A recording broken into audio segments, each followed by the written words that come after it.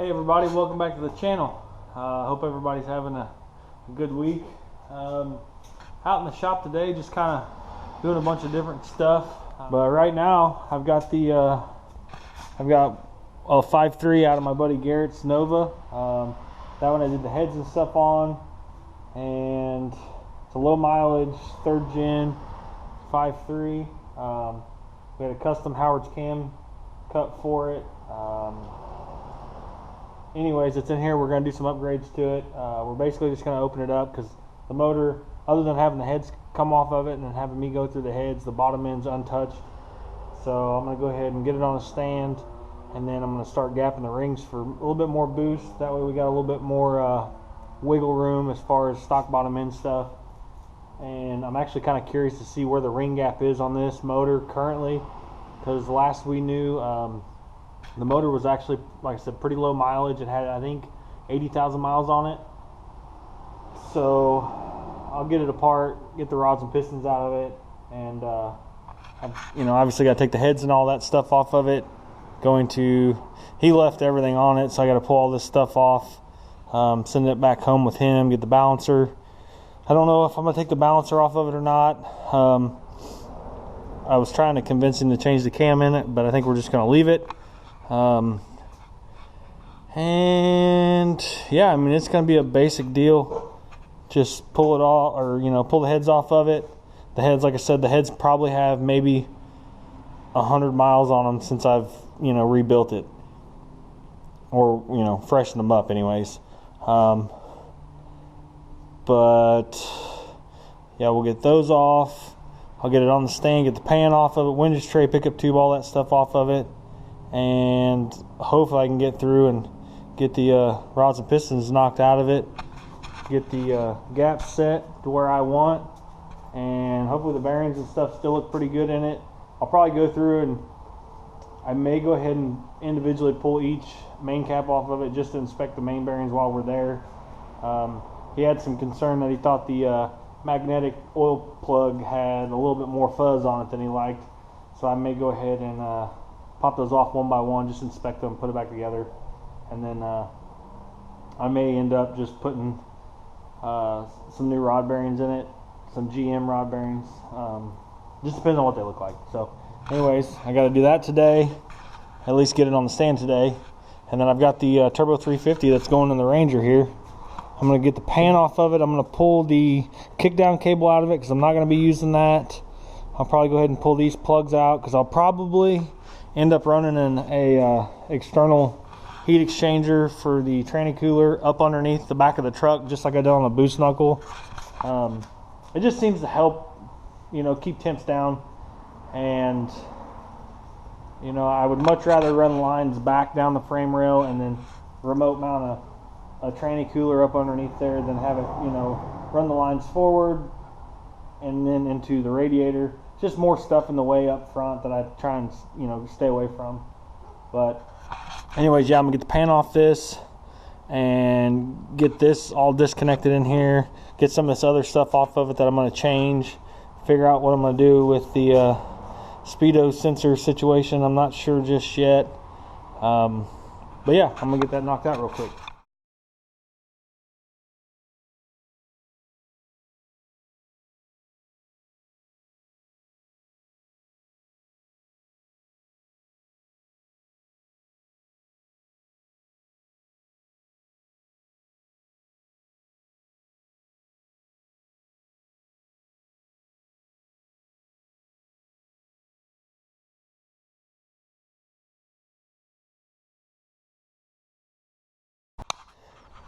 But yeah, so here's the kick down bracket thing. I'm just gonna pull that out. I don't know if that's gonna be a good or bad thing. I don't know much about automatic trannies, but we're gonna give that a shot. But my father actually told me, which, let's see how this works. So basically this thing on a carburetor, when you throttle it, let me set this down here. Hopefully we can see all this. But so this is hooked to the carburetor, and then when you obviously open it up, it would push that back. No, it would. Okay, yeah. So when you crack it backwards, it would pull it forward and push this valve in. You can see it here. Push that valve in, and that's what kicks you into a passing gear. But it also has this vacuum modulator that will do the same based on load. So when vacuum decreases, it will kick down, you know, inside the valve body there, and kick down a gear. But when you're on the highway and you don't have issues with vacuum, but yet you still want to pass a car, you know, and you open the throttle, then it will manually push that valve in this side and kick it down the passing gear. So we're just going to pull that out. Pull this clip.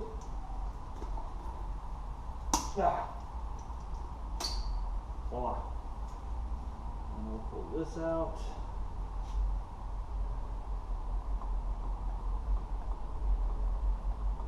I assume it'll just stay like that because it's spring loaded, so it shouldn't mess with anything. And pull this cable off.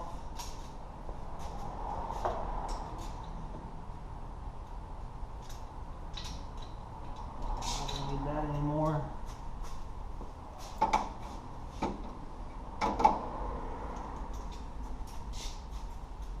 And this is just a little prep work for when I decide to throw this in the truck. It's just less stuff I gotta mess with in the process. So that's junk. Don't need that. I will, however, have to plug this hole where the kickdown cable goes into. ICT Billet actually makes a plug for that. So I'll get that ordered from them. And like I said, I'll order some new fittings here so I can put dash 6 braided hose on that stuff there. You know, just for the heat and all that stuff. It's I like that stuff a lot better, and it's easier to work with. And then we'll pull this. Well, we won't. We're gonna pull that vacuum modulator out because I'm gonna put an adjustable one in it. You know, it seems like anytime you put a converter or something in these things, you know, it seems like it's a good idea to change out the stock modulator. I don't turn it over on myself, and replace it with an adjustable one. Kind of helps you fine tune, you know, light throttle shift points, especially when you have a shift kit as well. So, yep, saw that coming. I knew better than that. But, oh, that one is adjustable. Guess we don't have to replace that. Inside this little hole here, you can look. I don't know if you can see it, but inside that hole, there's actually like a little Schrader valve looking thing, and it actually has a notch in it so you can adjust it with a flat screwdriver. So I would assume at some point someone has replaced this with an adjustable modulator. Also kind of leans me to think that, you know, it has been gone through like he had told me, so that kind of makes me feel better. Alright guys, better put my hat on, show my bald head. Alright, so I got the tranny off the stand, made a mess, got it shoved over here for now, shoved the converter in the end of it, just keep all the junk out of it. So that one's about ready to, or it's gonna be ready for whenever I bolt it up into, or up to the old 5.3, whenever I go to test fit everything inside the Ranger. So right now what I'm doing is cutting all the old exhaust off. I could probably take my time and you know, just unbolt everything, but all the bolts are rusty and I don't care to save it, so I'm just gonna cut it all off. Maybe I'll take a converter off and sell it and make some monies, but I'm gonna get the rest of this cut off and I might weigh it and see how much it all weighs. I don't know. We'll see. Let me get back to cutting. All right, so I got all the exhaust cut off, and here it is. This thing's, I mean, pretty heavy. The converter's probably the heaviest. But let me go grab a scale and we'll weigh this and see how much weight we cut off this thing. Well, I lied. My scale was out of, the battery was dead on the scale, so we're crap out of luck there. But anyways, I'm gonna start, I guess, pulling more stuff out of the way and see if I can get this to a point where it wants to come out. I gotta get the shifter out of it, get the cross members unbolted. The motor mounts are already unbolted up top. I think all the wiring and stuff's disconnected up here. So I just got to get the shifter out and the drive shaft out, and I think the trans cross member, and it should be ready to come up out of here. So we'll get to that. All right, guys, so I've been hard at it trying to manhandle this damn Ranger and got the motor out of it. You know, ran into a couple problems. Actually had to pull the balancer off of it in order to get it out all in one piece, because the balancer kept wanting to hit the core support right here. But we got it out.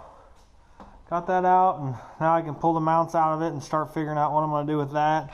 I probably need to massage the trans tunnel there and get it ready for the Turbo 350. You know, it's probably going to go in and out probably 2 or 3 times, just test fitting it, finding clearances, setting up, you know, how level it needs to be and all that stuff. And then also, I got the heads off the 5.3.